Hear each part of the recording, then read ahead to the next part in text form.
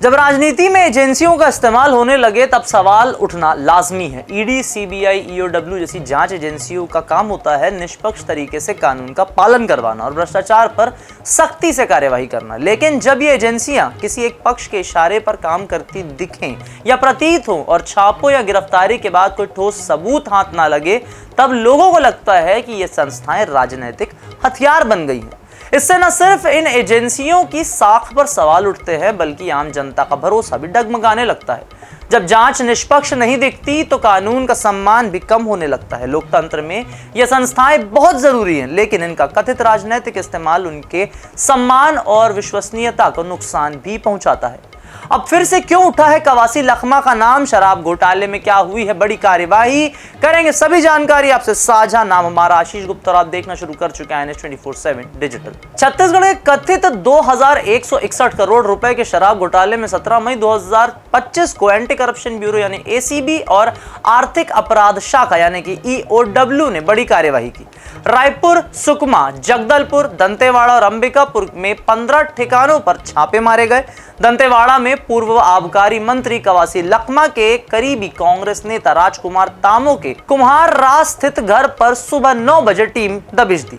तमो के दस्तावेजों की फोटोकॉपी ली गई और घंटों तक पूछताछ हुई। सुकमा में 4 जगहों पर, अंबिकापुर में कारोबारी धजाराम अशोक कुमार और कांग्रेस नेता द्वितेंद्र मिश्रा के ठिकानों पर छापे पड़े।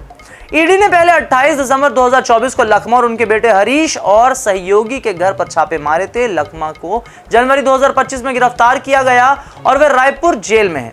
ईडी का दावा है कि लखमा को हर महीने 2 करोड़ रुपए कमीशन मिलता था, जिससे सुकमा में कांग्रेस भवन और घर बनाए गए। यह कार्यवाही बीजेपी सरकार की नक्सलवाद और भ्रष्टाचार पर जीरो टॉलरेंस नीति को साफ साफ दर्शा रही है, लेकिन सियासी तनाव भी बढ़ा रही है। कवासी लखमा छत्तीसगढ़ के सुकमा से 6 बार के कांग्रेस विधायक और बस्तर के प्रमुख आदिवासी नेता रहे हैं। अनपढ़ होने का दावा करने वाले लखमा की छवि जमीन से जुड़े नेता की रही है जो आदिवासियों के हक के लिए लड़ते हैं। 2018 से 2023 तक आबकारी मंत्री रहते उन्होंने ग्रामीण क्षेत्रों में विकास पर जोर दिया, लेकिन शराब घोटाले के आरोपों ने उनकी छवि को धक्का पहुंचाया।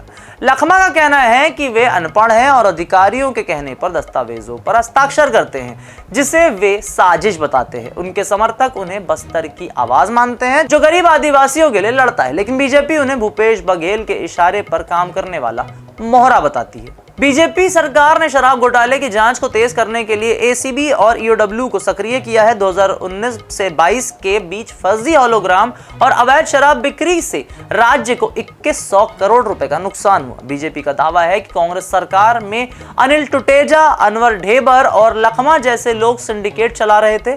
मुख्यमंत्री विष्णुदेव साय और उप मुख्यमंत्री विजय शर्मा ने भ्रष्टाचार के खिलाफ सख्ती का वादा किया है। ईडी ने 205 करोड़ रुपए की संपत्ति कुर्क की है और अब ACB, EOW की छापेमारी से कांग्रेस नेताओं पर दबाव बढ़ रहा है। बीजेपी इसे भूपेश बघेल के सरकार के काले कारनामों का पर्दाफाश बता रही है। केंद्रीय मंत्री तोखन साहू ने इसे बघेल का पाप करार दिया है। यह रणनीति बीजेपी को सियासी फायदा दिलाने की कोशिश के रूप में भी देखी जा रही है, लेकिन कांग्रेस इसे बदले की राजनीति या फिर बदले की कार्यवाही बताकर जवाब दे रही है। कांग्रेस का कहना है कि बीजेपी केंद्र और राज्य में ईडी, ACB और EOW का दुरुपयोग कर रही है। भूपेश बघेल ने लखमा की गिरफ्तारी को राजनीतिक प्रतिशोध बताया और कहा कि केंद्र के इशारे पर कांग्रेस को बदनाम किया जा रहा है। कांग्रेस नेता दीपक बैज ने आरोप लगाया है कि बीजेपी जांच एजेंसियों को कठपुतली बनाकर विपक्षी नेताओं का चरित्र हनन करने का प्रयास करती है।